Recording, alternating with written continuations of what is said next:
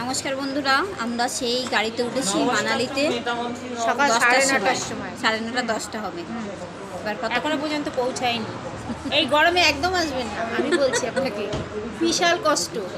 ঠান্ডায় আসবেন, বরফ দেখবেন, ওটা ভালো। আমরা বরফে খেলেছি, কিন্তু এতটা জানি গরমের মধ্যে খুবই কষ্টকর।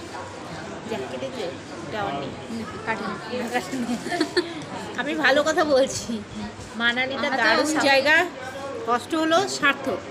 কিন্তু এই গরমে জার্নিংটা না খুব কষ্ট, সহ্য করতে পারছি না। সেই সকাল 9:30 থেকে 10:45টার মধ্যে গাড়িতে উঠেছি।